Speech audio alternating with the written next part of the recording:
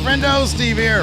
And Larson. And welcome back to Going in Raw, the only pro wrestling podcast you'll be listening to. If you think there's another pro wrestling podcast you should be listening to, no, absolutely not.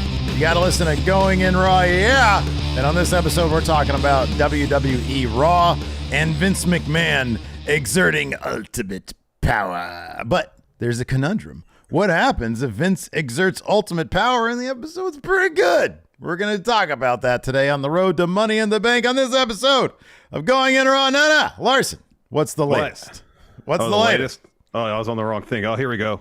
So, following word, he talked about this yesterday, following word that Vince made major changes last week's SmackDown, PW Insider reported yesterday prior to Raw that last night's show would have, quote, Vince McMahon's fingerprints all over it. God damn it. And they added, quote, while McMahon has been remotely influencing WWE programming since Mania 39, the belief among some we've spoken to is that the influence is likely to grow in the coming weeks and months as the Endeavor acquisition becomes a reality. But then at that point, he'll fuck off, right? Is that the idea? No, I imagine at that point, yeah, he's going to really start flexing that creative muscle. I just got started. I have 40 more years. Fully in the weeds, as he likes to say. Oh, he's going to be just deep in the weeds. Deep in the weeds.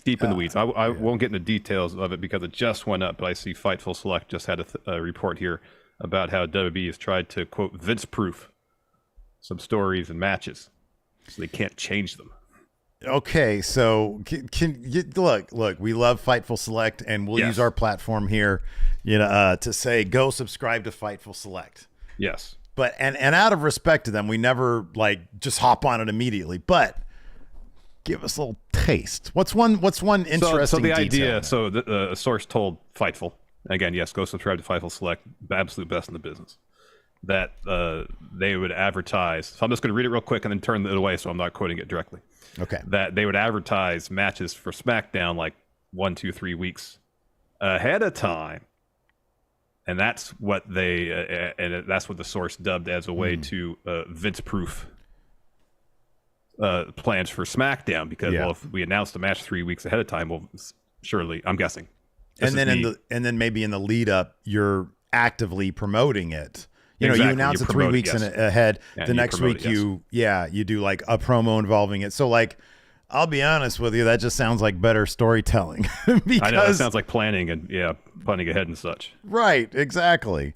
So I don't know. I'm sort of interested if there are details in terms of what was actually changed last night, because I thought last night, walking into it, I was like, okay, well, tonight's supposed to have Vince's fingerprints. I thought SmackDown, it was unfortunate that he did what he did, but I didn't think SmackDown was like a bad show or anything. Yeah. Raw and Raw, 3 hours. We've seen the Raw after Mania. It was terrible when he was there. It was god awful. But as this show last night was progressing, Larson, they're setting up. It's like, oh, cool, Ricochet versus Nakamura. We got a clean finish. We had Finn Balor versus Carmelo Hayes. And I get that there might be some, I'm not sure I would have had Carmelo lose cleanly because he's the NXT champion, but that's also a way to show, hey, Finn Balor's not a clown. At the very least, he can beat the future of the company. Well, I guess we can get into that now because, or we can wait till talk about the Raw highlights. Let me just make this one point. All right. And then within the episode, we get Gunther versus Sami Zayn and Cody Rhodes versus Damian Priest. I was like, okay, cool, right on. I'm down with that. That's good. The most, and it might not even be a Vince decision, but seemingly the most, looking at Vince's history in terms of booking and how that's usually implemented on the show, the one thing that seemed to be most Vince was Miz attacking Ciampa before the match even started. Mm-hmm. Yeah, okay, yeah. But then again, that's not an uncommon trope for someone to get beat, the previous week and then take it out on their opponent the next week if there's a rematch. But between the pre-match beat down so the match never happens and then another rematch, even if it is motivated, seemed to be kind of a Vince thing, but I could be completely wrong on that. Yeah. There's no way to tell unless there's some reporting on it. Yeah. But I mean, you can try to look at tropes, and I mean, honestly, if you want to be super cynical about it, you can say, okay, everything bad is Vince and everything good is Triple H, which I do not buy at all. No. Triple H has booked plenty of bad stuff. Right. Yeah, he has. So yeah, I mean, dude, I don't know what I just hope that the product continues to be good and the quality continues to be good. It seems like him just not being there relieves a lot of the tension, because, people would have to, okay, hey, I got an idea for a character. Now let me sit around for 4 hours outside of his office and hope that he shows up. So in that respect, as we've said before, it seems to be a better environment anyways. But yeah, it'll just be interesting to see. I mean, I know we've probably got, I don't know, another couple months before this Endeavor thing is actually made official. Yeah. And then I guess we'll just see from there. I mean, the bottom line is right now, thanks to, a couple wrestlers they have successfully built up as good draws, Seth Rollins, Cody Rhodes, of course, obviously the entirety of the bloodline, business is pretty good. And the stories have been pretty good. And so I feel like as long as things are good, Vince, there's going to be no reason why anybody like the head of Endeavor, Ari, what's his face, is going to step in and yank Vince out of there. But if the turmoil backstage, if that's what it is, continues, it does sound like they're trying diplomatically. I mean, there's one, like when I was reading the Fightful stuff from yesterday anyways, I was like, oh, Sean, you shouldn't report on this because Vince is going to know that they're trying to Vince-proof stuff. And which is kind of interesting if Vince is like, actively looking at like dirt sheets and he's like, they're trying to Vince-proof it. I'll show them. Yeah, well, that's got to be kind of a weird thing. It's like Larson's trying to impersonator-proof going in Raw from Steve. Here's what he's going to try to do. Announce that there's a special guest and then pull him at the last second. I mean, people have plans that come up last second. I understand why. It doesn't mean I'm trying to find a loophole in this whole thing. You feel me though? It's a weird situation when it comes to Vince. Like they're reporting the game plan, especially knowing Vince, where he's definitely not afraid to get petty. Mm-hmm, yeah, and he will get very petty about like silly things seemingly. Yeah, right. And if it's literally the situation where Triple H gets so much praise for turning around the creative in WWE, well, he's probably thinks, God damn it, pal, I can do this too. Yeah, where's my credit? Okay, well, I mean, do you think that's actually a really good point? Because Triple H does get like he's the forward facing, he's the face of creative. I mean, because like the default position now, you mentioned it earlier, and it's not what I subscribe to, but if it's good, Triple H probably did. If it's bad, it's probably a Vince idea. Yeah, right. Yeah, and if Vince is like, well, I'm gonna put my fingerprints on this, and people are still going to praise it, well, then it goes to show that I still have good ideas. Do you think that's enough for him in terms of he's not getting credit, but the show is doing well? Somebody else is, I don't know. I mean, I don't know how many people actually give a shit. Triple H shows up. I don't know either. It's hard to get into the mind of someone like Vince to try to figure out what motivates him to do anything. I honestly think that it probably for Vince McMahon, he's doing it because he thinks he's making the product better. He thinks he knows best. And that's a lot of it. Yeah. And that's why he's doing it. I don't necessarily, I think as long as, what's the head of Endeavor? Ari Emanuel? Ari Emanuel. As long as he knows that Vince is running things properly, that's all Vince really probably gives a shit about. As opposed to like, I don't know, wrestling fans or dirt sheets or whatever. Like Vince has never wanted to be, Vince would never do a press conference afterwards. It was kind of a miracle that Pat McAfee got him on his show. Yeah. Which was still a really interesting show. But before we talk Raw, let's talk about this. This is could be a fun thing to talk about, just to speculate. Yeah, of course. So when I woke up this morning, I was laying in bed trying to wake up, and I saw this on the social medias. So apparently, Better Wrestling Experience reported that WWE has a, quote, huge upset plan for Money in the Bank. However, we got some parameters for our speculation here, Steve. Good. Whatever this huge upset is, apparently won't involve the Cody versus Dom match or the men's Money in the Bank bout. So, the favorite probably right now still is LA Knight. Yeah. Maybe next, if it's not LA Knight, Nana. Damian Priest. Yeah. Cody's beating Dom. No upset plan there. What upset? I mean, would you really consider the Usos beating Roman and Solo really an upset? No, it's Finn versus Seth. It's Finn beating Seth. That's what I think it is. Man, dude, have you noticed how sort of like hidden. They're keeping Damian Priest. He was in the main event last night, took another loss. Yeah. And the multi-man took a loss the week before. Yeah. LA Knight racking up wins, making people think that he's going to win Money in the Bank. Nah. Damian Priest, yeah. Because he's eating those losses. And I wonder if that's a Vince thing. Hey, a little bit of subterfuge here. LA Knight's the favorite, but you guys want a story beat? Finn beats Seth, Priest cashes in. Holy shit. You know what I mean? Yeah. And I don't know if that would fall under sort of the criteria of upset, but that Finn video package last night was fucking awesome. And there might be something to the philosophy of, hey, we know that there are people out there, who might be, sour on, although I guess the business wouldn't, the evidence is contrary, but Roman Reigns has his 1,000-day title reign. Seth Rollins has been doing everything he can to get challenger after challenger after challenger. He's already probably got as many title defenses since he won the World Heavyweight title than Roman's had all year. I think that might be true. It might be true. And so in terms of matches, let's have this title swap hands a couple times. And Finn Balor is the guy that Vince McMahon decided to put that first Universal Championship on. And there was the report from Fightful as well that WWE management loves Judgment Day, every single member. If they want to go hardcore on a Judgment Day storyline and maybe try to replicate to a degree what they have with the Bloodline, yep. A Judgment Day Civil War.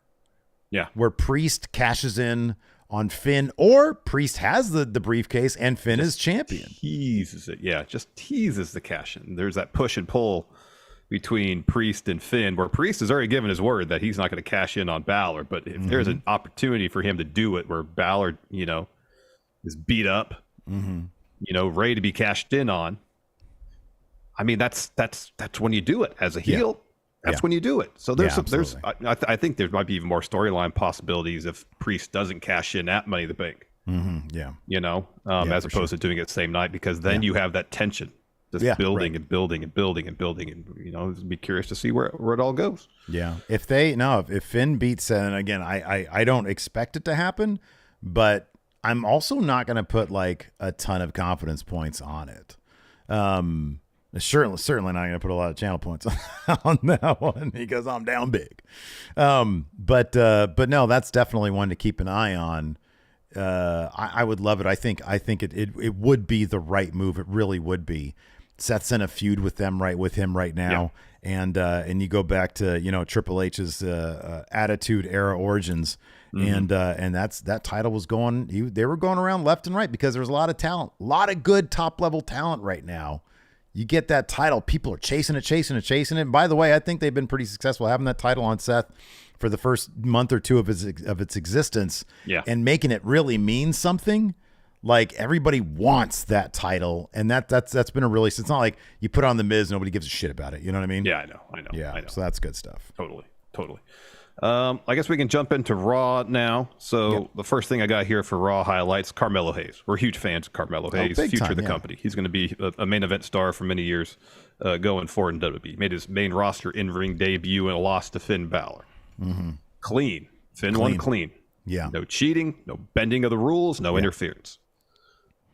And it's not that I necessarily have an issue with Carmelo losing per se, because Finn needs to look strong heading into the pay-per-view. He needs a good win.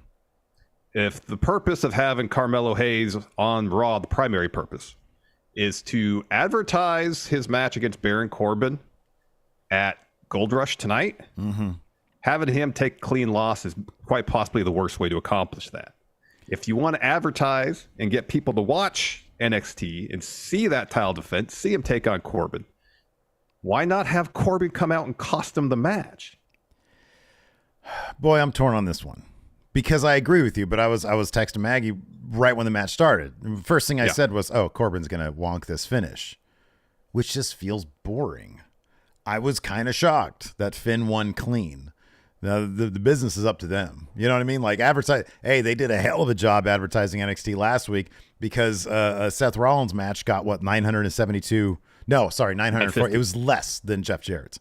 Jeff Jarrett was 972. Seth was 950. Right. He was the draw of the week. Yes.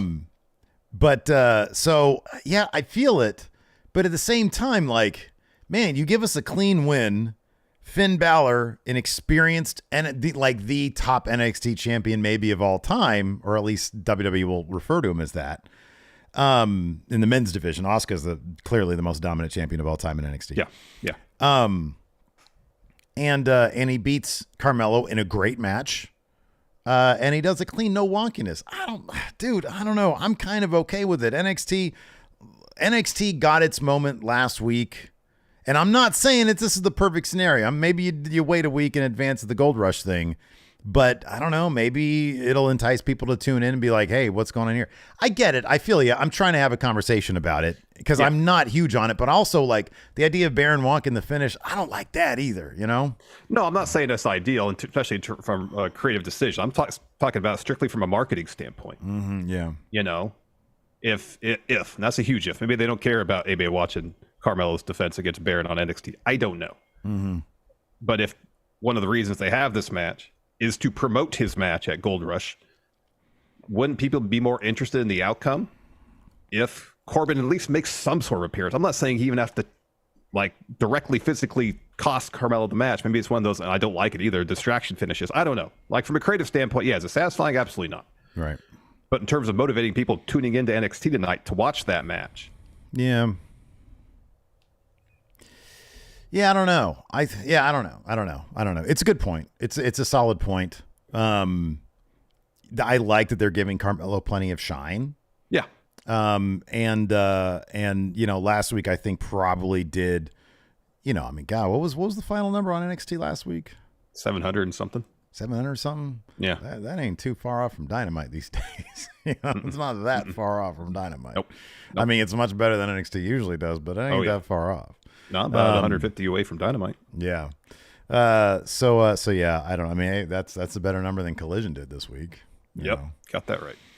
You got that right. But so yeah, I don't know. I'm trying to think of a better way. Like you have Carmelo versus Finn. I mean, yeah, you could do Baron even distracts and Finn wins, but I think Vince McMahon, dude, you know, Vince McMahon is probably thinking, and it maybe hell, if it's a Triple H thing, whoever's in charge. Yeah.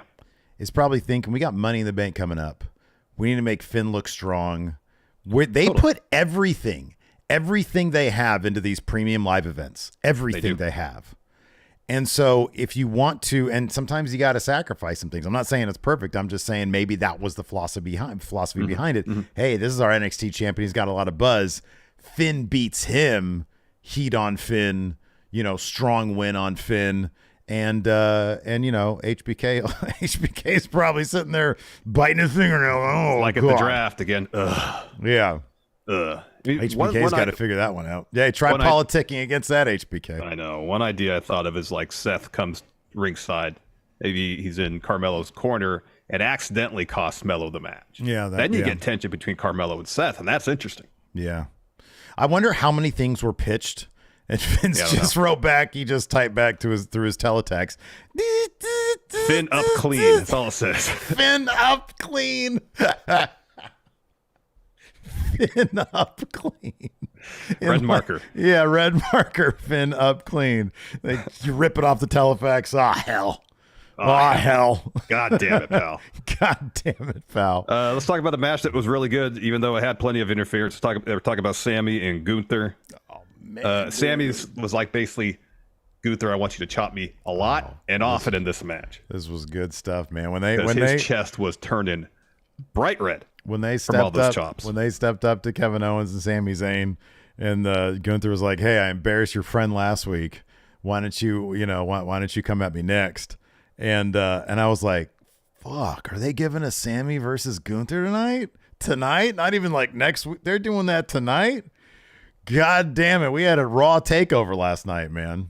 Yeah. It was a really good match. It was a really good match. Really good match. It really was. Yeah. It was pretty great. We could talk about. We love summits here at Going in Raw, right? Oh, we can agree on that. Summits are great. The Summits word attaché. summit You throw a couple of attaché cases in it. Yeah. Into the summit. We love summits here at Going in Raw. The word's great. Mm-hmm. The idea of summits is great. Yeah. We had a Women's Money in the Bank summit last night. We did. Of course, it ended in a brawl. Mm-hmm. Becky standing tall, grabbing the briefcase. Kisses it. Ain't winning it. Lips to briefcase. Let me ask you this. Yeah. With the talk of a huge upset plan for Money in the Bank, could that upset be Zelina getting that briefcase? Everybody else in that match is involved in something except her. That's a good point. Man, I don't know. I know the crowd. I mean, the crowd, obviously, everybody loves Becky. She's the biggest name, obviously, there. Yeah. Crowd was chanting Becky. I feel like, yeah, that's a possibility, man. I mean, look, if you look at Backlash, you see how much that did for Zelina in a loss. Mm-hmm. You look at what that did for Damian Priest. You could be looking at the two sort of co-main events for Backlash as the Money in the Bank winner. Like, look, Santos ain't winning that thing, that's for sure. That dude's cold as ice right now. But Zelina's not cold right now. They've given her some wins along the way. That's a That's a distinct possibility, right? And she's been featured pretty heavily ever since Backlash. It wasn't like pushed the Backlash title shot kind of hit or miss TV time after that. She's been featured pretty regularly since then. And she was sort of at first directing the Summit last night. She was like, Becky, you've done a lot, but you've never done this. I will say this, her cashing in on where's Ray and them? SmackDown. They're on SmackDown. Who's SmackDown champion? Asuka. I'm still a mess on You're that. in the pre-draft mindset still.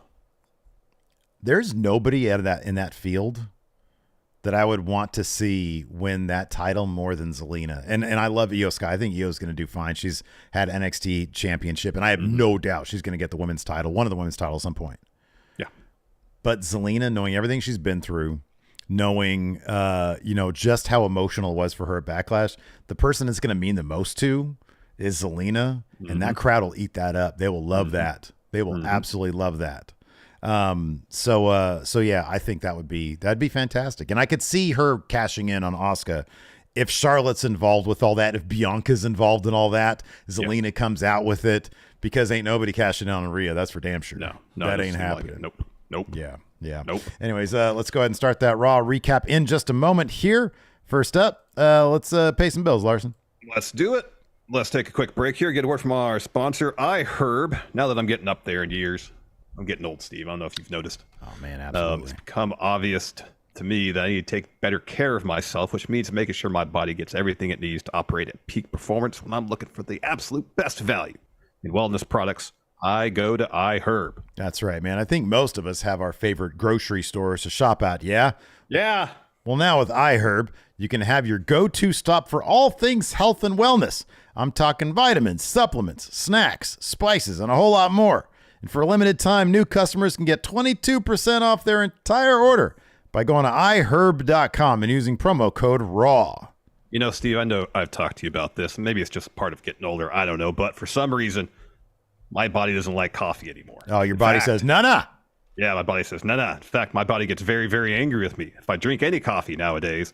So I went to iHerb looking for something that'll give me, a little jump start in my day, first thing in the morning. And I wasn't exactly sure what I was looking for, but iHerb made the process a breeze because you could search by category or brand, customer ratings, price, even diet for those who are vegan or have food allergies. And I was able to navigate the numerous options effortlessly and decided on some matcha latte mix with lion's mane mushroom. I had some of this morning. I felt like it gave me a little pep in my step without bothering my tummy. Nice. Plus, shipping is free in the United States on orders over $20. And with over 24 million authentic reviews and 1.3 million 5-star ratings, iHerb has helped more than 11 million customers find the best products for them. It's time to get your health in check with iHerb. New customers get 22% off your first order when you use code RAW at iHerb.com. That's 22% off your first order at IHERB.com, promo code RAW. Choose iHerb because wellness matters. So Raw kicked off with a video package highlighting the Dom Cody stuff on Miz TV. Back live, Rhea and Dom are in the ring. Dom says, of course, Dom gets, they just boo the shit out of him. He's trying to say welcome. Boos. He's trying to say welcome to Monday Night Raw. Can't even get that out. Yeah, Rhea grabs the mic from him, says, I got it from here. Cody Rhodes, your little favorite Cody is a wannabe and a loser. His momentum is slowed as of late, and at Money in the Bank, Dom is going to end you permanently. Adrenaline in my soul. Whoa! Cody comes out. There's a fantastic backstage, because his entrance really is special. He just appears in this cloud of like smoke and fog and power. It's like he teleports. I know, it's great. And they showed how they do it on this little social media thing. And oh man, it was awesome. Yeah, it's pretty great. It's pretty cool. So Cody comes to the ring, right? And then he says, Dom, I think I know what you're trying to do. It would have been special. Savannah, Georgia, welcome to Monday Night Raw. He said he didn't say, so what do you want to talk about? That's interesting. He's not doing his catchphrase. Well, he's in Georgia. He's like, I'm not gonna lower myself to my catchphrase in front of, my home crowd here. Yeah. So Rhea says, you can try to bully Dom all you like, but he's a very dangerous man. So Dom tries to talk again, but the crowd boos, and so he whispers to Rhea. And she's like, all right, what Dom was trying to say is that Money in the Bank, he's going to show you exactly how dangerous he is. And so Cody says, thank you for the education. Dom is tactile, and if anything, effective. You're smart. Dom, go ahead. Be who you are. Say how you feel. Those who mind don't matter, and those who matter don't mind. You know who said that? Cat in the Hat. Children's book. I'm quoting it because you are scared, little boy. Oof. Oof. And so Dom drops off the apron, leaves with Rhea. And Cody says, oh, come on. Damian Priest isn't running for me. Why are you running? Show me something. Hey, Dom, I'm right here. I'm right here, Have a free Dom. shot. Yeah, let's do this right here, right now. So Dom turns back around, heads back to the ring, gets on the apron, and is like, nah. Gets off the apron. He literally says, fuck this. You can't hear him, but it was totally, you could read his lips. Yeah, so Cody says, okay, Dom, okay. I see you walking, and here we are again. These cheap shots are effective, dirty even, Dom. On Saturday, you're stepping into an entirely different body of water. Show me something. I want to find out if you're half the man your father is, or if you're just mommy's little boy. It was kind of funny, too, because then Dom turned to Rhea and said, I am mommy's little boy. Yeah, he did. She looked kind of over it. She was like, you're not taking this seriously, dude. Come on now. Anyways, afterwards, we see a replay of the Reed Nakamura match from last week where Reed got the win. And so we had Shinsuke Nakamura versus Ricochet. Reed was out there kept on getting jumped out by these guys, which is kind of funny. And the ref ends up throwing him out because he gets on the apron because he's pissed off. They keep on giving him a 2-for-1 special. Anyways, Nakamura hits a knee and an inverted exploder. He signals for a Kinshasa, but Ricochet avoids that, hits a recoil for a 2 count. He drags Nakamura to the corner and heads up top. Nakamura gets up, kicks him, hits a flying knee to the gut in the corner and goes for a Kinshasa, but Ricochet backflips off Shinsuke, avoids 2 roundhouse kicks, and then hits one of his own. He hits sliced bread on Shinsuke and heads back up, shooting star press, and gets the clean win on Nakamura, man. I thought everybody's got to win on everybody here. It's good stuff. Yeah, it is. It was a good match. Really good. Mm-hmm. What was next? Then we had a replay of Ludwig Kaiser attacking Riddle last week and earlier. So we're back in time last week. Then a little bit forward, but before like the now. This is earlier today. Byron is talking to Riddle. And Riddle says, Gunther wants to take something from me? Well, how about I take something from him? How about I take his Intercontinental Championship? I challenge him to a match at Money in the Bank. And then we go fast forward. Present day. Current. Yeah, that was a real little time. Weird. That was a little weird, wasn't it? It was weird. It was weird. Earlier in the day, and then now. Do you think this is a good idea, what happened earlier in the day, Riddle?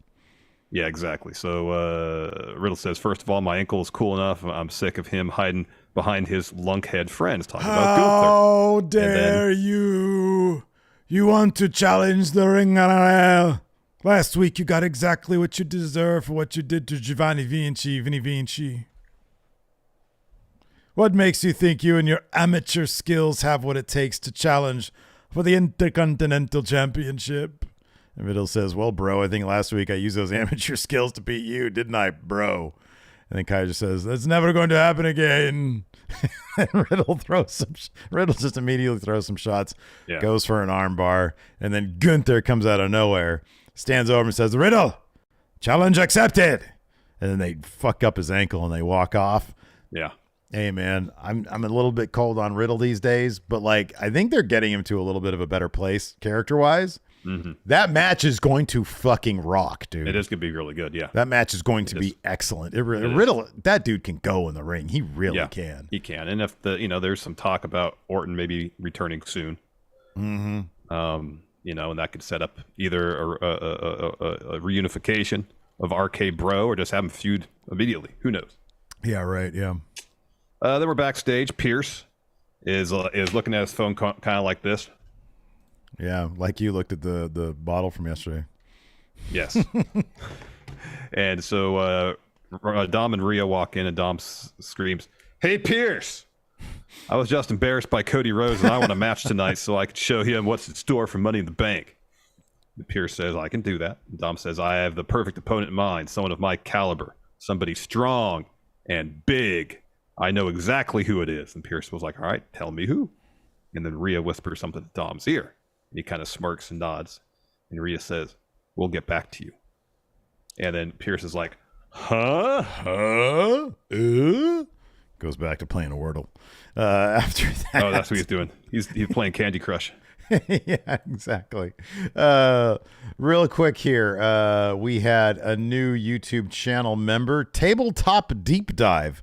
Again, our friendos are killing it with the YouTube channel names, because when I'm like, man, I really want some deep dives on some tabletop RPGs, guess where I'm going to go? This channel, Tabletop Deep Dive, because that's the name of their channel. It's what they do. It's what they do. It's what they do. Also, our good friendo, Leisha Harding, just gifted 10 more memberships to the channel. Thank you so much, Leisha. We really appreciate that. Thank you. And while we're talking about the YouTube channel memberships, you might be thinking, oh yeah, what do I get with the YouTube channel membership? Well, I've got good news for you. Phil McDonald's here to tell you all about it. Hey, what's going on, everybody? God damn it. Here to talk about channel memberships.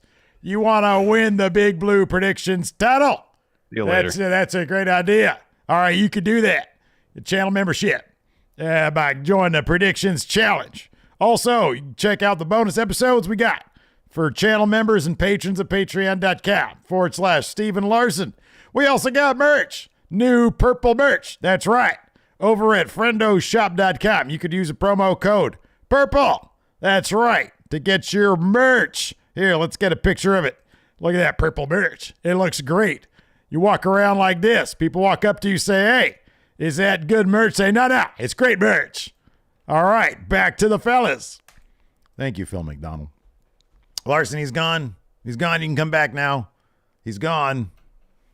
Oh, no, hell. Anyways, while Larson figures out how to get his Zoom back, or figures out how to forgive me for bringing Phil McDonald back on the show, I also wanted to say, if you guys are watching on YouTube, whether it's live or on demand, hit that thumbs up. Hit that subscribe button, and it'll really help grow Going in Raw. And more than anything, it'll put Larson in a good mood, because I think I just ruined his mood by bringing Phil McDonald back on the show for goddamn right you did. How good dare you? Advertisements. He's good advertising for us. We are perfectly capable of reading whatever. I'll be honest with you, we're kind of boring. We're kind of boring. We need to spice it up with more celebrity impersonators. No, That's we what don't. we need. I've got We skyrocketed from nothing to fairly moderate podcasting success in the span of 3 weeks. And you're trying to say that we're boring. Get out of here with that. Listen, I got a line on a guy listen, he's got a killer Undertaker impression. Also, former stripper. No. No. I'm done with all of them. I'm done. Why all these? Why are all these? Please. Why do you think all these celebrity impersonators are like super sexualized? It's a little weird. Evidence suggests as such, Steve. All of them that you book, let me book the guests, please. All right. You got another chance this coming Monday to do the Raw preview once again. Can't wait to see who you book this time. Oh, I got a great guest in mind. I'll see if I can get the other guest. Do you have a line on a guy? I absolutely do. Oh, I can't wait to get the. And maybe what I'll do is see if I can get the guest I had booked yesterday. If that falls through again, I'll have a backup in mind. Okay. All right. Okay. All right. All right. Fair enough. I like it. Anyways, getting back to the Raw review. Money in the Bank. We had a Money in the Bank by the numbers video package. 100% for the women in the cash in. And 84% or something. 78%. 70. It's down to 78% for the dudes. Yeah. People keep on fucking up the cash ins. I know. Anyways. I know. So then we had Ronda Rousey versus Raquel Rodriguez. Of course, they have a match. Not the two of them. They're involved in a tag team bout. At Money in the Bank for the tag titles. Ronda gets the win here. She looking for an arm bar and instead does arm bar but into roll up to get the pin on Raquel. Now, I guess if you look at go home math just based on this segment, you'd think, all right, Raquel and Liv got a pretty good chance. Yeah. Let's wait till after SmackDown, though. That's a big old nah. Yeah. You think that's a big old nah? Big upset. I mean, that could be a big upset. I don't see it happening, but Liv's big return, sillier things have happened. Let's run down this card real quick. We got that tag team match. I mean, probably a lot of confidence points on Ronda and Shayna. All right. Finn versus Seth. Medium confidence points on Seth. Oh, you're going to go pick Seth, not Finn, huh? I don't know. Money in the Bank. Men's and women's ladder matches. What else? Cody and Dom. High confidence points on Cody. Probably have to do. Most confidence points on Gunther. Yeah, probably. Gunther and Riddle. That's going to be most confidence points right there. Probably. Yeah. Anyways, Ronda Rousey gets the win here. Ronda quickly gets out of there as Liv gets in the ring. Then we had this really great, really well done Finn Balor video package, really well filmed. And he says, well, his delivery is what really made it. Yeah, right. It was, but it was the kind of thing where it was set up for a good delivery. When he's clearly mic'd well so that he can talk kind of lower and more sinister as opposed to hey, everybody, really loud and shit. Yeah. And multiple camera angles, lots of close-ups. So he says, you want the guy who beat you 7 years ago. That guy is gone. He's dead. This guy is much worse. What was it you said? I got bitter while you got better? Let's analyze that. And this was great, man, because I do not remember this shit. He says, let's go back in time. SummerSlam 2016, torn labrum, bicep, pec, and a fractured glenoid socket. And I still beat you. I could hardly raise my arm as I became the first Universal Champion for 22 hours. Injury upon injury, I was forced to relinquish my championship. But that's not where our problem lies, Seth. At my lowest point, and they show footage of this, when I relinquished my belt, you walked out and you laughed. You laughed in my face. You laughed out of jealousy, spite, and rubbed salt in an open wound, and I will never forget that. You said I got bitter. No, I didn't get bitter, Seth. You made me bitter. That bitterness is all I have now, while you have it all, Seth frickin' Rollins. The ground that you walk on, they worship the ground you walk on. They love your ridiculous outfits and sing your stupid song. Well, guess what? None of it matters to me. Nah. The only thing that matters is vengeance and the World Heavyweight Championship. And at Money in the Bank, after 7 long years, everything you took from me, I'm going to take it all back. The only sound you'll hear is the ringing in your ears as my arm is raised as the new World Heavyweight Champion. That, Seth, is going to be a bitter, bitter pill for you to swallow. Yeah, it was really, really good stuff. And I had totally forgotten that Seth had came out right after Finn relinquished that championship. And that's an right awesome, in his face. Yeah, awesome story right beat in his right face. there. Yeah, it is. It's good. Stumbling into long-term storytelling. I know. So then after that, we go to commercial. We come back. Seth has a promo. He's got this awesome red sequins tracksuit. Oh my God, that was beautiful, and it looked comfy. It was amazing. He had some of those mischief shoes where, you put your foot in where where normally your toes are. Yeah, they're like backward shoes. Yeah, that was weird. That sort of blew. I was like, I saw a picture of it later. That Mischief brand, they do some pretty experimental stuff when it comes to footwear. No kidding. They're the same company that did the red boots. So anyway, Seth gets on the mic, says, Savannah, Georgia, welcome to Monday Night Rollins. Now, before we get cooking, we got a special guest. Ladies and gentlemen, let's put our hands together for NXT champion Carmelo Hayes. So they cut to Carmelo. He's sitting ringside. Hear an NXT chant. And Seth continues, I don't do this often, but you had my back, so I want to thank you. We got more in common than being the two flyest dudes in the room. We're both fighting champions, and you have a title defense tomorrow. And please beat up on bum-ass Corbin. He continues, as for me, on Saturday afternoon, London, England, I go one-on-one with Finn Balor. 2 weeks ago, I posed the question, which Finn is going to show up? Last week, I got my answer in spades because he jumped me not once, but followed me to NXT and tried to turn my ribs to dust. Here's the thing, Finn. I'm still standing. Cue Elton John's song. I'm still standing. Yeah. Still standing. Money in the Bank. I'm tired of talking. Come out and finish the job right now. So Seth looks to the stage, crowd singing his song. He laughs and says, I wish that singing would draw him out, but I promise this Finn isn't coming out. I got to hand it to you. You're the smartest and most dangerous you've ever been. You surrounded yourself with the right people. You tricked yourself into believing your destiny is to take everything from me, as you say I did 7 years ago. Am I 100%? No, I'm not. Will I be 100% by Saturday? Yeah. Nope. I mean, nah. As good as Finn is, he hasn't accounted for one thing. Me. Promise you, when it's just you and me, when the bell rings, the best version of Finn Balor is not as good as the best version of Seth freaking Rollins. It's a bitter pill that you're going to have to swallow because I am a visionary. I'm a revolutionary. I am. And then Finn appears with chair. Seth avoids him, takes him down, and chucks him out of the ring. But then Finn starts targeting the ribs, pushes him to the corner of the announce table, stomps on him.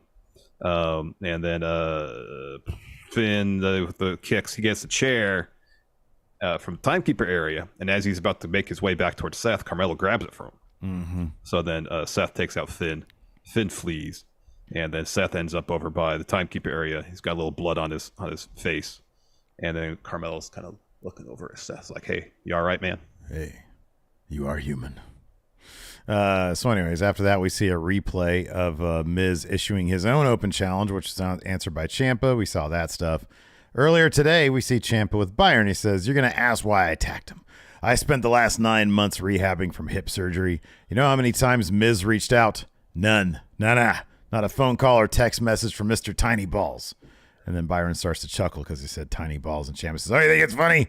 What's funny is people warned me about the Miz, and they were right. This injury was a blessing in disguise. 275 days being left alone with my own thoughts. It gives you clarity, who your friends are, and more importantly, why is Tommaso Ciampa wearing a neon green vest and playing second fiddle to Miz?" Guess what? We were all asking the same question, Tommaso. Yeah, Tom. we were. He says, "This time around, I create my own opportunities." And then we had that match, but Miz attacks Ciampa before the actual match. Yeah. No match happens because Miz beats him up and hits a skull-crushing finale on the floor. You know, maybe Miz didn't reach out to Ciampa because Ciampa posted regular updates on his Instagram of his rehab progress. He's like, look, he's lifting a lot of weights. That looks great. All right. You know, man, a comment on those posts, that makes all the difference, you know? Maybe. A little heart emoji or like a neon green heart because that's what they used to wear. What about a like? Is a like enough? You need a comment. You need a that's comment. Your buddy. Even if it's an emoji. Yeah, right. Yeah. Hey, man. Yeah, even an emoji.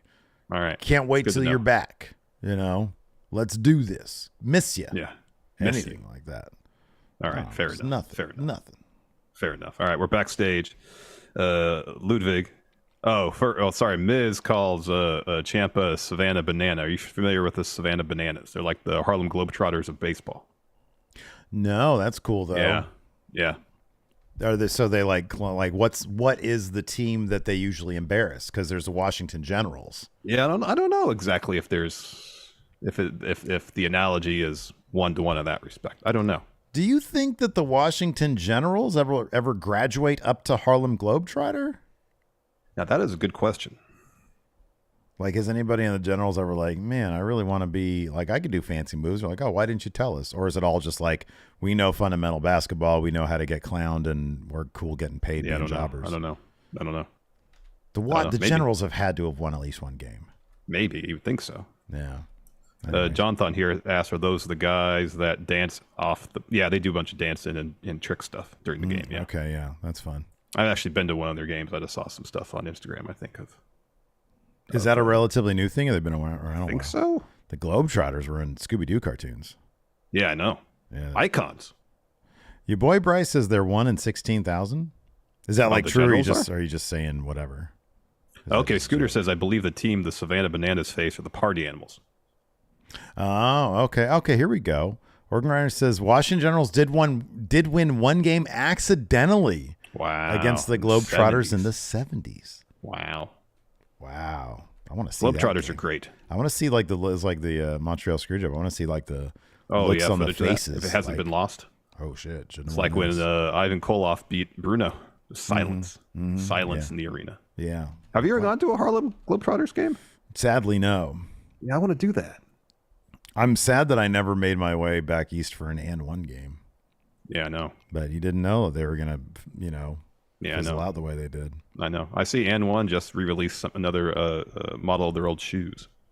Oh, that's cool. Do they still have like a mixtape series? Or are they like trying to do that again? I don't know about that. Everything's on YouTube anyways.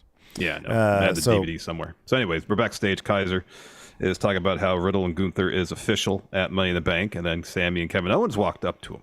Mm-hmm. Kaiser says keep walking. Go ahead. I forget. Just keep walking. Sammy says, it seems you don't like when people interrupt you.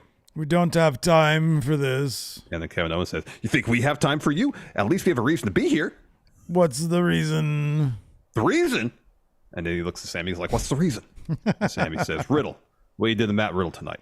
And Kevin Owens says, I don't care what they did to Matt Riddle. I don't care what they did to Riddle, yeah. And Sammy's like, well, he's our friend. We should care. And they go back and forth for a bit until Kevin Owens just screams, how could you do that to Matt Riddle? And Sammy says, we care and we're going to do something about it. So then Gunther, who can't ever keep a straight face while Kevin Owens is in the room.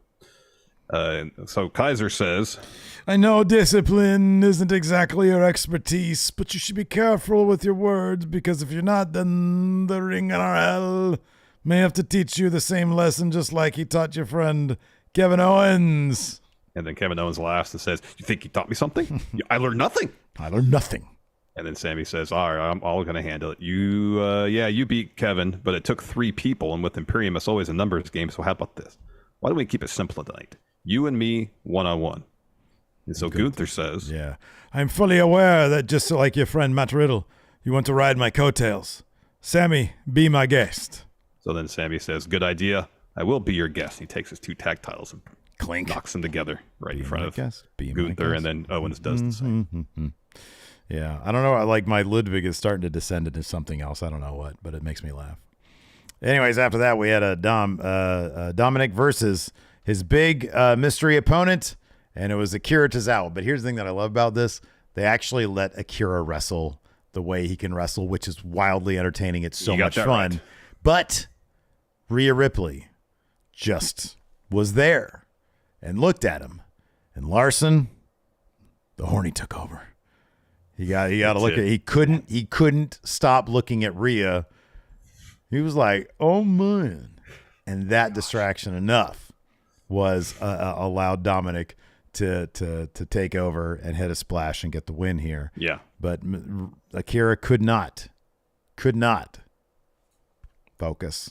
Yeah, because Rhea was right there. Yeah, can't say I blame him. I liked watching Tozawa wrestle, though. They should have him on TV more often. I know. He's awesome. He's so good. They should bring back the Cruiserweight division. His first step quickness is insane. Dude, his suicide dive was awesome. It's one of the best. Absolutely. Yeah. Absolutely. Gosh, he's so much fun to watch wrestle. Hopefully they let him wrestle a lot more. Yeah, Dom gets the win, so Rhea gets in the ring, raises Dom's arm. And then we cut to a Viking Raiders video package, Valhalla, saying, all the gods haven't spoken to me for weeks. The only way we're going to hear him again is to punish the Alpha Academy. We're going to beat him up, and then the gods will speak to me again. Yeah. And then we had the Money in the Bank Summit. And Corey's moderating this thing. Trish and Zoe show up. Becky's music hits. She comes down. Damage Control. They're already in the ring. So Corey welcomes everybody. Bailey says, we know how this works. We're not idiots. Well, these people are. Actually, I won one of these. I'm the only one here who's won a Money in the Bank contract, so I can run the whole thing now since I have the biggest chance. Or Io. Io has a good shot too. And Io just says, may the best woman win. And then Zelina says, I'm tired of Damage Control overlooking every other woman in this match. We have Becky Lynch, someone who I respect. You've done it all except win Money in the Bank. We've got Zoe, the groupie, and Trish Stratus, a legend, but a legend who's never even been in a ladder match and has no idea what it takes. But you have me, the future Miss Money in the Bank. Bailey says, you have no chance, Pipsqueak. Selena says, if I wanted to hear more from you, I would have tossed a coin in your begging bowls. I'll prove you all wrong when Santos and I... That ain't going to happen. bring those contracts home to the LWO. And Bailey says, "You're a bigger idiot than you look." And then her and Zelina bicker a little bit. EO joins in. Zoe says, "Okay, you kids on the playground, calm down. What I see is a bunch of little girls." And then we get a bunch of Becky chants. And Trish says, "It's very clear why you guys needed me to save the women's division. I'm not a little girl, I'm woman. In fact, I'm greatest woman to ever do it." And Zelina, she says, "Zelina, you're right. This is my first ladder match, but winning, honey, is what I do. When I make history on Saturday, all you can say is, thank you, Trish, for letting you be a part of a historic moment. And you, Becky Lynch. Now, I really can't call you a little girl or woman or whatever because you're the man. But let me ask you, will you be man enough to say, thank you, Trish?" And then Becky just walks over and slugs Trish. Yeah. And we get a big old brawl. And Becky and Io fight. Io hits a moonsault to the floor. Becky sets up a ladder, climbs up, and grabs the briefcase and kisses it. Whoop-ah! Like Richard Dawson. And her music plays. I did appreciate that Becky had like a jogging suit on as well. Yeah, that was cool. As Seth, but there was coordination for outfits. There's symmetry there. Yeah. Yeah, I like that. That was good. So then we get a Carmelo Hayes interview, and Kathy asks him about his match against Finn. He says, "You know who invited me? Seth freaking Rollins. We're talking about the World Heavyweight Champion. You know what an honor it is to be here. He's someone as a performer, as a champion that I aspire to be. So tonight I'm going to take care of the Seth Rollins problem known as Finn Balor. Maybe I'm making a mistake with this match tonight, but if I have to go out in a blaze of glory and handle my business tomorrow, then that's what I'm going to do." So you're guys do like, yeah, that's what he did. That's what he did. Guys like me and Seth, we have to take shots to make shots, right? Well, Kathy, tonight, I won't miss. I won't miss. That's my attitude in the basketball court. You miss every shot. You don't try, but lately, seemingly I miss every shot I tried to. I know, but you know what? You made more today than you did last week. Last week was Stinko City. Baby steps. Baby steps, exactly. That's what the preseason. It's preseason. Yeah, I think your full court loss today probably stings more than the opener. Yeah, but it's the same issue. I couldn't make a jumper. Yeah.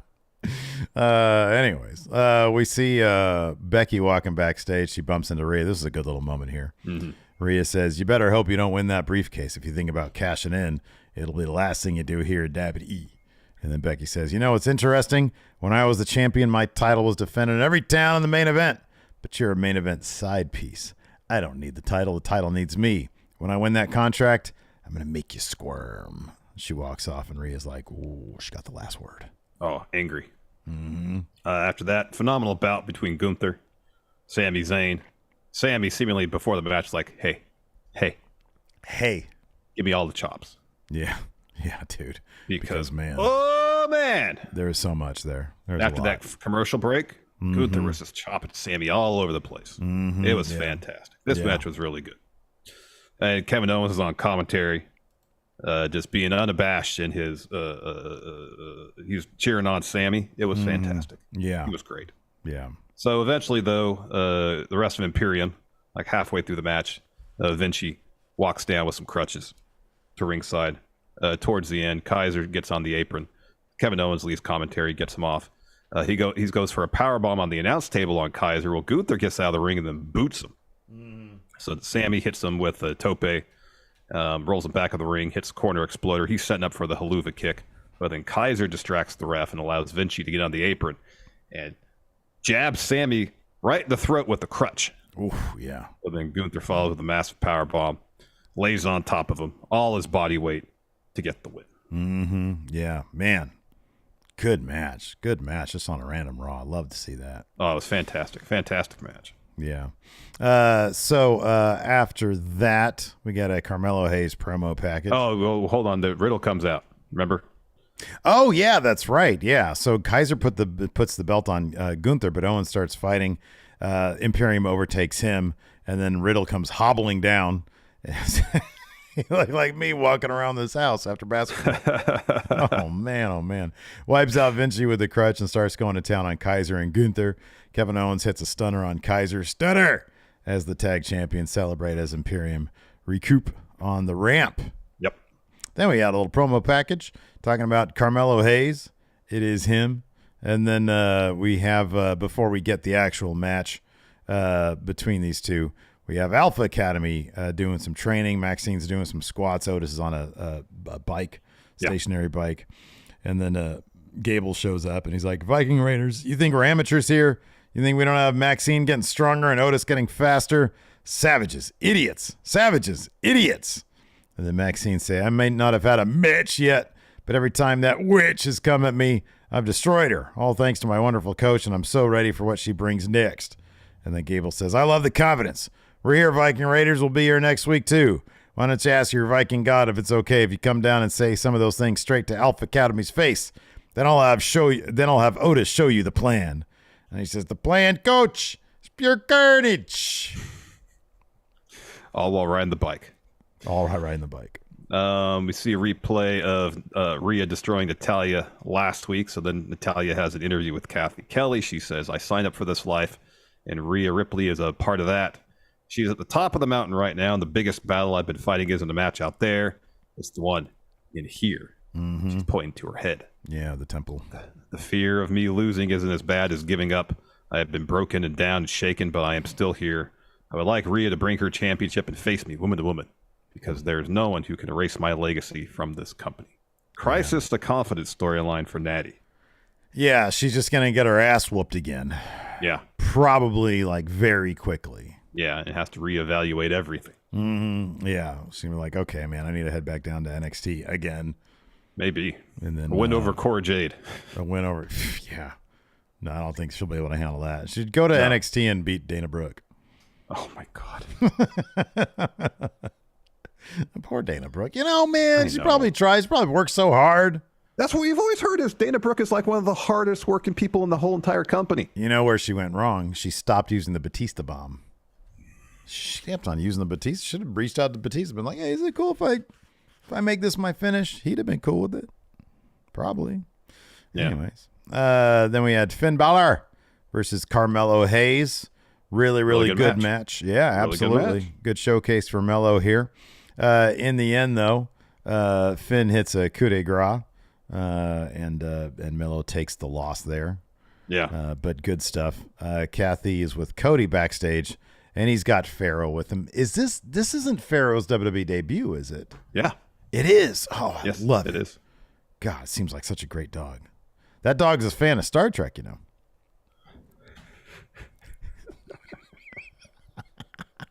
You think he sits down on the couch and grabs the remote, speaks into it. Ruff, ruff. And then it's like Strange Deep New Space Worlds. Nine pops up, yeah. Oh, man, Deep Space Nine, probably, yeah. Yeah. Oh, absolutely. No, Pharaoh loves Star Trek. All right. So Kathy's with Cody backstage. He's petting Star Trek dog Pharaoh. She asks him about Priest, and he's like, love these chats, Kathy, but I look forward to not talking about Judgment Day one day. Priest is walking in Money in the Bank with bruises on his body and his ego. My opponent, Dominic Mysterio. I wish I could be in the audience and boo him with everyone else. His cheap shots have gotten under my skin. They've worked. It's a skill, but think about this. A Money in the Bank, he won't have Finn or Rhea or Damian. I haven't laid a finger on Dirty Dom, so I guess we'll find out what he does have. And then he walks off with the dog, no doubt, to go watch some Deep Space Nine. Maybe they're taking a break from Deep Space Nine. They're gonna go watch let's say Star Trek 3, Search for Spock. Oh man, that's a good one. It is a good one. Pharaoh's like, bark, bark, where can I get a Batleth? I don't think you're old enough to get a Batleth, Pharaoh. Starts growling. He's like, is that a Klingon mating ritual you're doing right now, or do you want some kibble? Kibble it is. Kibble it is. And so Pharaoh, understanding that he's never going to get, Batleth? A Batleth, yeah, man. Like, all right, fine, I'll eat the kibble. Fine, it's better than nothing. It's better than nothing. So long as we get to watch the Undiscovered Country after That's kibble. That's a good one. That's a solid one. Just, you got to skip 5. You got to skip 5. Yeah, skip Final Frontier. Yeah. No reason to watch that. Although it's got some good ideas in it. Not a good movie. It does have some good ideas, but they let Kirk direct it, man. Yeah, no, that was a problem. Yeah, you can't do that. You can't do that. So then we had our main event, Cody taking on Damian Priest. Really fun match. Oh, yeah, this is good stuff. Of course, Cody, even though he has a broken arm, still finds a way to win. You know, Brock Lesnar really gave a tactical advantage to all of his opponents, to all of Cody's opponents going forward. Tactical disadvantage. A disadvantage. Yeah, I'm sorry, the tactical advantage to Cody, but it was Yes. tactical error, Yeah, tactical error on Brock's part, breaking breaking Cody's arm. Because look, he's on a massive winning streak since then. Except losing for Brock. Oh, yeah. Let me ask you this. Okay. And I understand the feud with Brock isn't over, but the whole idea is to throw adversity in front of Cody. Mm-hmm. Dom isn't exactly adversity. No. All right, happy we agree. But Brock's going to show up in London and Dom's going to win that match. Oh, Dom's not winning that match. Yeah, he's going to win that match. Because look at what Cody just said. He doesn't have Finn. He doesn't have Rhea. He doesn't have Damian. Oh, so Brock joining Judgment Day? I'd be all about that. What is this, Wrestling News Now? That'd be amazing. I'd love to see that. Could somebody whip up that Photoshop, please? Yeah, I could totally see Brock showing up in London and kill. And look, he might show up in London, F5 Cody during a ref bump, and then Cody still wins. But, you know, he had the adversity is he had to deal with Brock Lesnar during a match with somebody else. No, I don't know. I think the entirety of Judgment Day is adversity for Cody Rhodes. Look, man, he's the most popular guy in the company. Dom is the most hated guy in the company. It makes sense. You got to do it. You got to do it. I mean, Cody basically beat the entirety of Judgment Day in this match almost. He really did. Yeah. Not a lot of adversity. But you know what? The problem is he's so good that, like, you try to put adversity in front of him, he's going to dispatch of it fairly easily. So an attempt was made, but Cody's just so good. Well, apart from Brock, what's another wrestler that you could put in front of Cody that you'd say, yes, Cody is facing some serious adversity here? Prime Luthez. I mean, that's not. I mean, realistically, Prime Ricky Dozen. Someone who's actually wrestling today, Steve. Oh man, what is today? Tuesday? Braun Breaker? Yeah. No. Baron Corbin? Not at all. Von Wagner. Dude, I mean, like, it's the same thing. It's like this. It's the same thing for, like, I don't know. To a degree, Seth or especially Roman. Like, how do you throw any adversity? How do you make things interesting for Roman? I mean, you have his adversity is trying to keep his family together, and being completely terrible at doing that. Yeah. The interpersonal stuff that Roman's terrible at. I know Cody's slicing through Judgment Day like butter. I get it. Yeah. I get it. I know the specter of Brock looms large still. But it's kind of an intermediate feud where it gets Dom specifically, but Judgment Day as a whole. Here's the thing, though. Here's the thing. This is why I really think Dom should beat Cody. Oh, he totally should. It does nothing to hurt Cody, and it does everything for Dom. I mean, the heat. And that's the thing. He would get much more mileage out of that than Austin Theory gets off of John Cena. Oh, yeah. Yeah. And absolutely. It's no shame for Brock Lesnar to come in, F5 Cody to hell, and then Dom beats him. It's perfect. It is absolutely perfect. The actual match, there's not much in the way of adversity, but it's. I mean, Cody could view it as basically rock bottom. I lost to Dom. Yeah, I know. And can you imagine the Shakespearean fucking sonnet that he's going to bust out after that? Oh, Lord. Oh, my God. Where's sarcastic Cody? That's the Cody I miss. Oh, he was sarcastic for 2 weeks, and then sarcastic Cody disappeared. You talk about this Cody, that Cody. He's a well-rounded individual. He's maybe the most well-rounded individual. But the thing is, I want one-dimensional sarcastic Cody like I appreciate one-dimensional LA Knight. Oh, yeah. If it's not sarcastic Cody, not interested. Not interested, yeah. I don't know, man. Pass. I mean, he shows up the next day. Oh, Dom beat me, you know. Yeah, he's always super snarky and that's sarcastic. What I want. Yeah. Oh, it's a dog. Wow, it's so cute. The dog that loves Star Trek. Yeah. Oh my goodness. Yeah. So anyways, Cody wins this. Crossroads. Yeah, clean. He wins. Yeah. Who is this? Just another Kai here in our Twitch chat says Brock should F5 both and just throw Dom on top of Cody. And let Rhea and Brock have a face-off? Oh, my God, that'd be amazing. Wow. That would be Who amazing. is this person? Just another Kai. You need to book WWE. That's great. That is great. Yeah. That is a great idea. Oh, God. And he says, have Dom finally be brave and try to attack Brock. Oh, Dom versus Brock? Dom. That'd be amazing. Foolishness, Dom. You can get wrecked. Yeah. All right, you want to answer some questions? Oh, yeah, that's right. Yeah, that was Cody beat Damian Priest with a Crossroads. Crossroads, yeah. I don't think we said that part, did we? No, I did. Okay, cool. Yeah, Cody wins again. Cody wins again. Yeah, let's go ahead and answer some questions. Of course, we put up our question threads. And right now, by the way, we're going to film our Wednesday episode a little bit later on today. So you can leave your questions right now.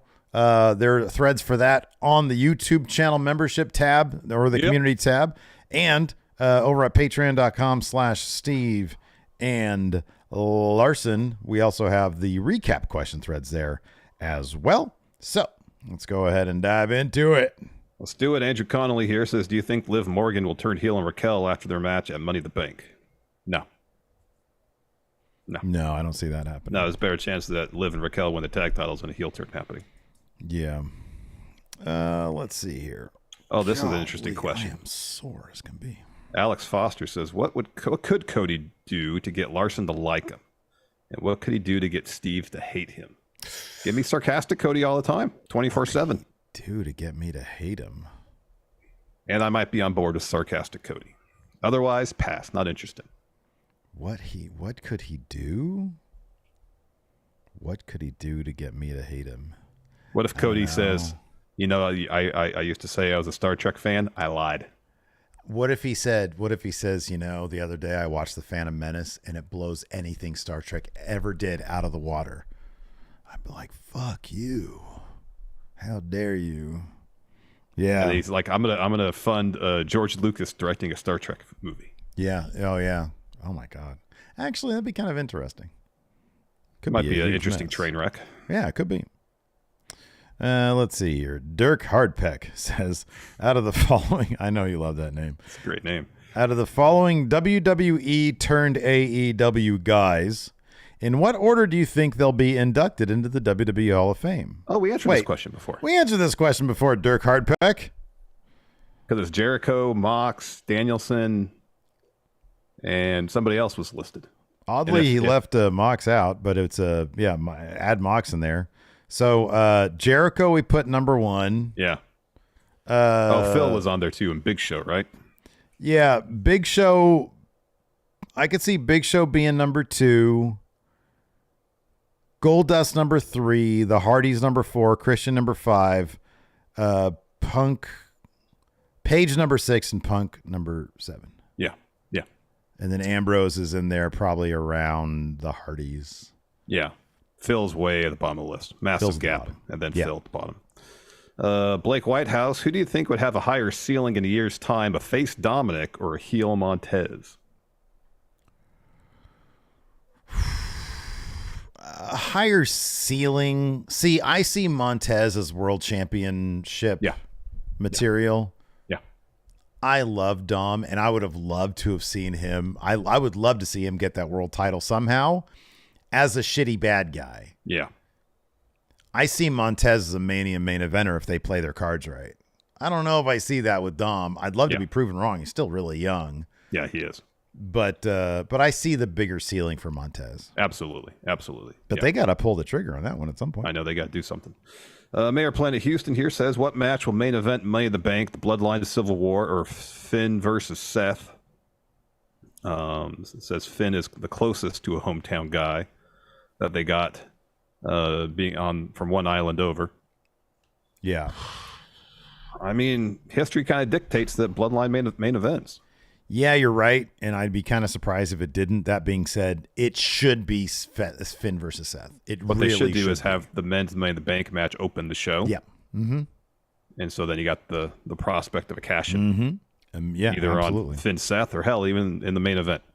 Because I do think the proximity to Ireland probably makes Finn. I mean, I know there's cultural stuff between England and Ireland, obviously, but I would like to think that the UK in general is going to give him. I'm sure there's plenty of Irish people that are going to be there. I'd like to think that they're going to give Finn a huge reaction. Yeah. And if that's the case, you main event that. Finn should win that match. Yeah, you should. Jack Napier, it's up to you if you want to do it, Steve. Anonymous tip. Napier's cleaning out Axis chemicals. Thank you. Jack asks, what's the best creative idea Vince has come up with? The best creative idea Vince has come up with? Oh, man, it's the complete rebrand of WWE in the Attitude Era. Assuming that's his idea. Yeah. But yeah, I mean, to change, to so completely change your product from, that to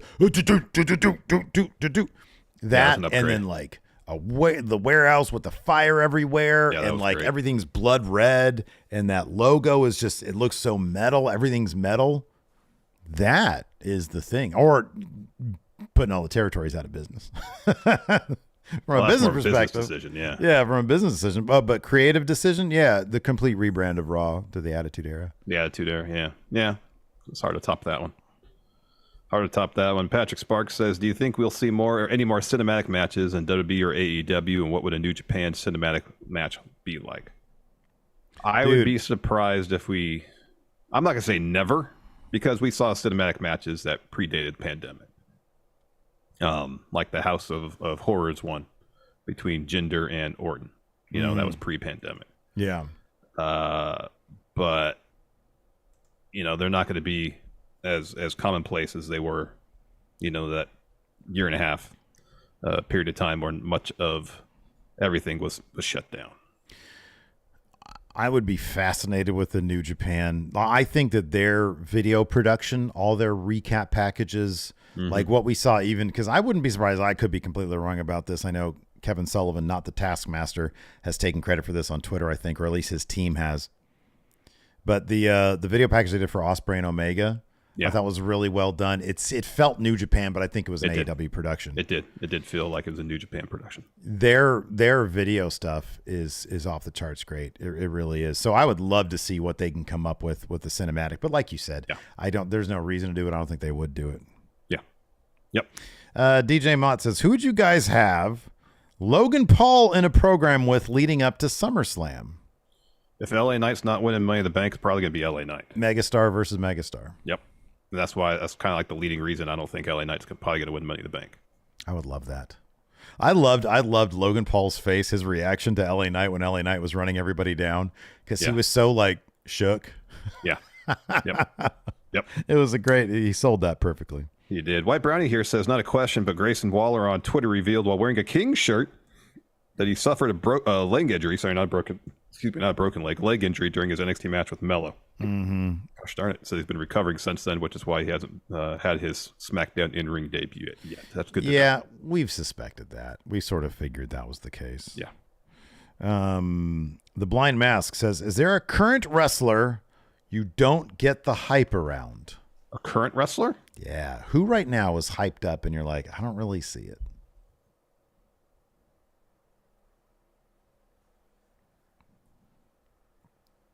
Oh, Maggie said that Waller actually broke his leg. Oh, geez. Poor guy. Yeah, that sucks. Don't get the hype around. I mean, Zoe Jeremy says Cody. I guess that'd be my thing. I think that's your traditional pick, is Cody. I'm trying to think of a different name because I'm kind of...